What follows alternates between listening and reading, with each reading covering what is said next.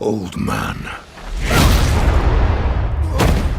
Welcome back to your nerdy show. I'm your host, Spoiler Master. Today, we're diving into the epic tale of the Lord of the Rings, War of the Rohirrim. If you haven't seen the movie yet and want to experience it spoiler-free, now's your chance to pause, watch the film, and return when you're ready. This animated prequel takes us back 183 years before the events of the Lord of the Rings trilogy, telling the legendary story of Helm Hammerhand, the siege of the Hornburg, and the courageous role of his daughter, Hera. Let's break it all down. What happens in the movie, the key characters, the final battle, and how it ties into Tolkien's wider lore. Our fathers speak as if I were not even in the room. I do not want to marry you.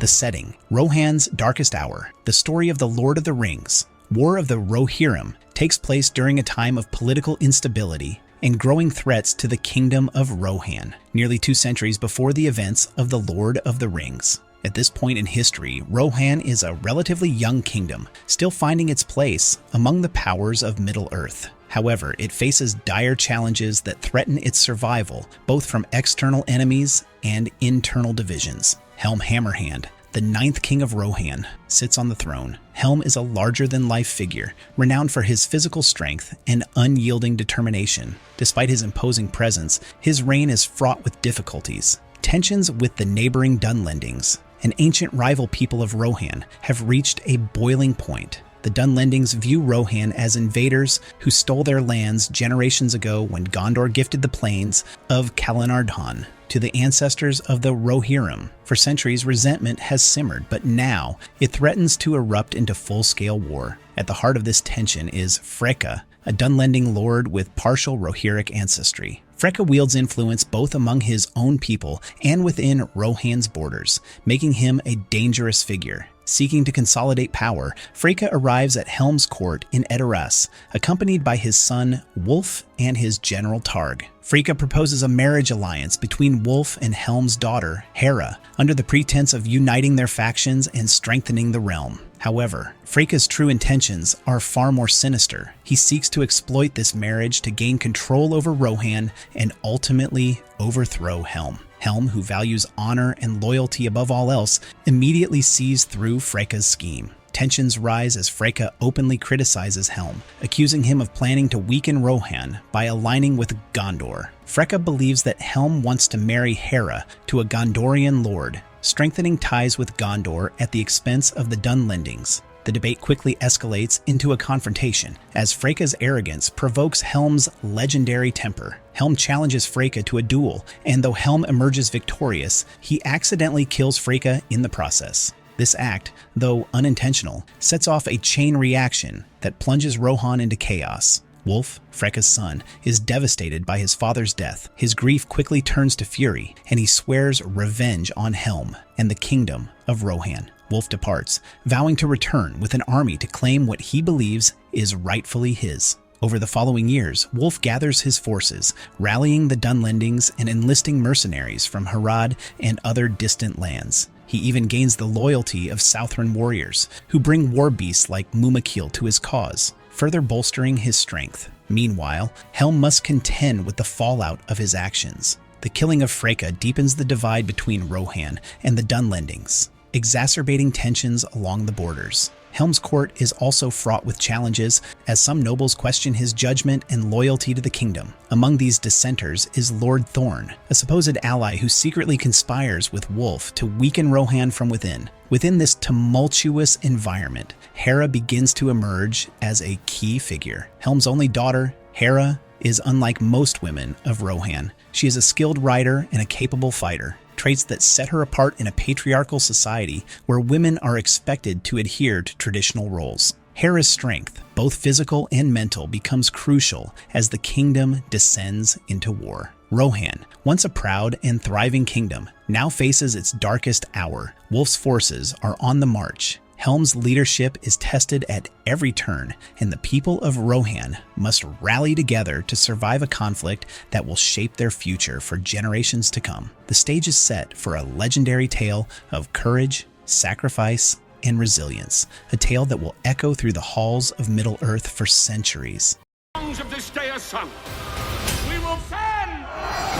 The siege of the Hornburg years pass, and Wulf returns as the leader of a massive Dunlending army. His wrath knows no bounds as he invades Rohan, burning villages and killing Helm's son Haleth during the brutal siege of Edoras. With his people outnumbered, Helm retreats to the stronghold of the Hornburg, which will later be known as Helm's Deep. Hera steps into the spotlight as a warrior and leader. With Helm injured and grieving the loss of his sons, Hera uncovers treachery among Rohan's ranks. She discovers that Lord Thorn, an ally, has been secretly aiding Wulf. Hera eliminates the traitor and evacuates Edoras, saving her people from certain doom. The situation grows desperate as Wulf's army builds massive siege equipment. Despite his growing power, cracks begin to show in Wulf's leadership. His army is starving, and his general Targ advises caution, which Wulf stubbornly ignores. Helm, though wounded, sneaks out of the fortress at night to harass Wulf's forces, earning the title Hammerhand for his unrelenting strength. Tragically, he perishes in the cold, standing frozen in defiance outside the gates of the Hornburg. We can win. To whom are you pledged? Death! Hera's plan and the final battle. Hera knows that Wulf's obsession with defeating her has kept his army unified. To save her people, she devises a daring plan. She sends word to her cousin Freylaf, asking for reinforcements, while leading the remaining Rohirrim to escape through a hidden passage in the fortress. To buy them time, Hera rides out onto the bridge of Wulf's siege tower and challenges him to single combat. Wulf, ignoring Targ's advice once again, accepts the duel. The fight is brutal, but Hera prevails, defeating Wulf with skill and determination. At the same time, Freylaf arrives with reinforcements, using Helm's horn and armor to make the Dunlendings believe the ghost of Helm Hammerhand has returned. The Dunlendings scatter, and Rohan emerges victorious. Wulf, refusing to surrender, makes one final desperate attack on Hera. However, with the help of her Aunt Alwyn, Hera blocks his blow and ends the fight, killing Wulf and securing peace for Rohan.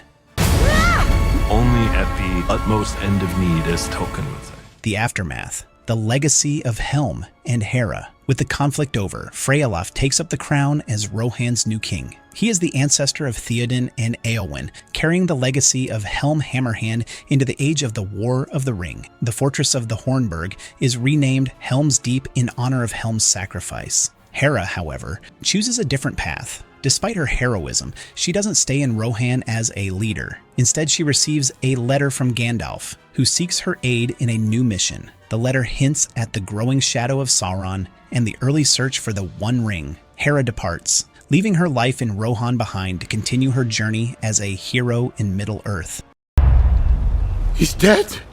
You will pay for this with your... Connections to Tolkien's lore. The story of War of the Rohirrim is inspired by Tolkien's appendices, particularly the section The House of Eorl in The Return of the King. However, it expands on the lore by creating Hera as a central character. In Tolkien's writings, Helm's daughter is mentioned only briefly and without a name. The film reimagines her as a warrior, giving her an active role in the war and framing the conflict through her perspective. One of the film's most significant moments is Saruman's arrival in Rohan.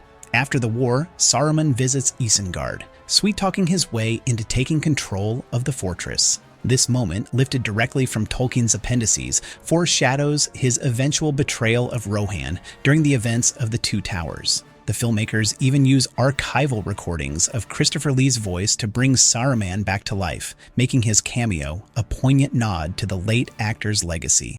What are you doing? Rohan still needs you. No, Hera.